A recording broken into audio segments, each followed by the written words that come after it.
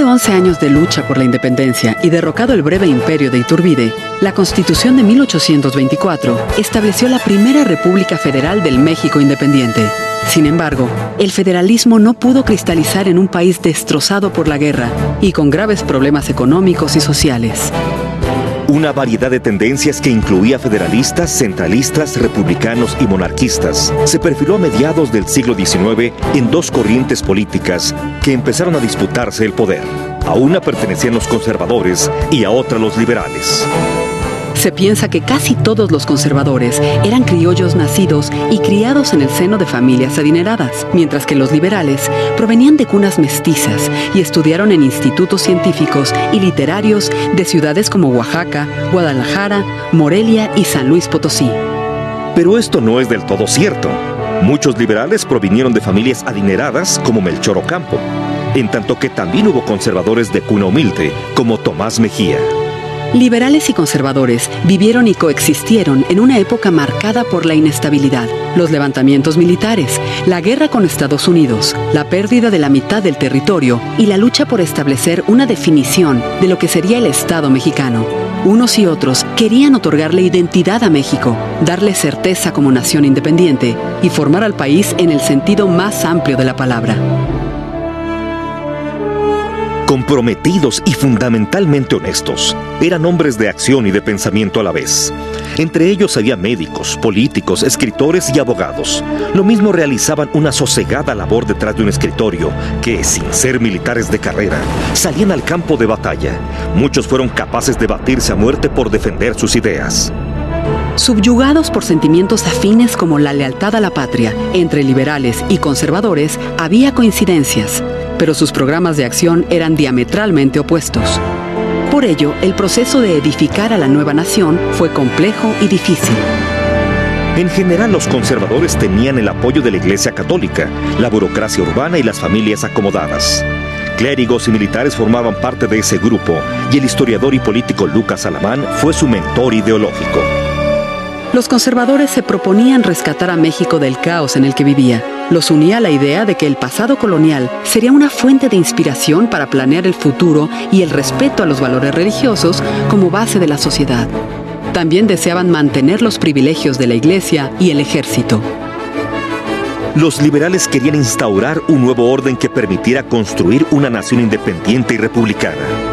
Para construir una sociedad más justa, deseaban establecer libertades de trabajo, comercio, educación, tolerancia de cultos y una democracia representativa. Tenían el propósito de eliminar el fanatismo religioso, instituir la educación laica y promover el desarrollo económico. Los conservadores no estaban en contra del progreso, pero muchos de ellos defendían el sistema monárquico y mostraban desacuerdo con el republicano. Su programa político estaba en contra del sufragio popular y de la igualdad jurídica de los individuos. Los liberales defendían la República y querían instituciones similares a las de Estados Unidos, que le auguraban un futuro venturoso a ese país. El programa liberal quería evitar la participación de la Iglesia en los asuntos del Estado, emitir leyes que nacionalizaran sus bienes y decretar la igualdad de todos los ciudadanos ante la ley.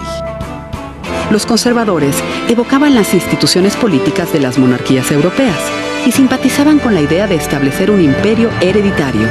Buscaban el apoyo de Europa porque veían en los Estados Unidos una amenaza para la independencia y la identidad de México.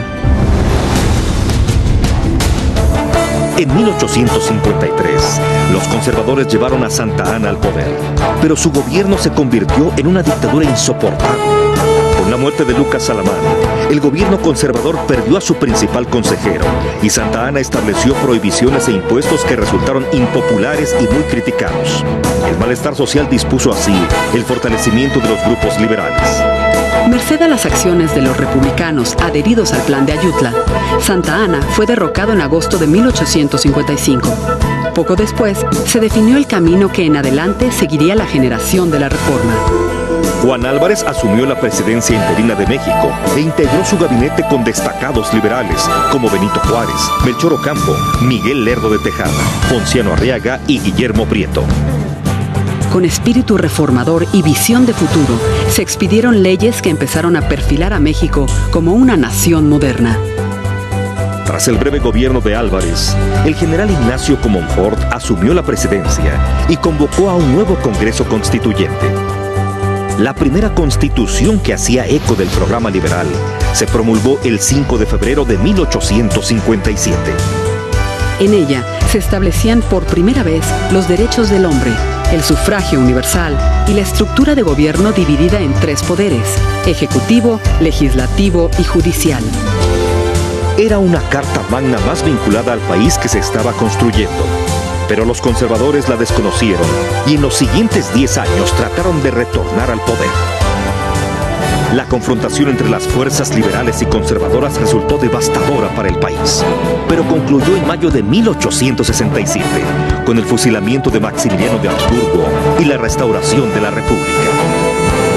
En esta lucha perdieron los conservadores empeñados en construir un México cimentado en la tradición colonial. En cambio, triunfaron los liberales porque supieron ver hacia el futuro.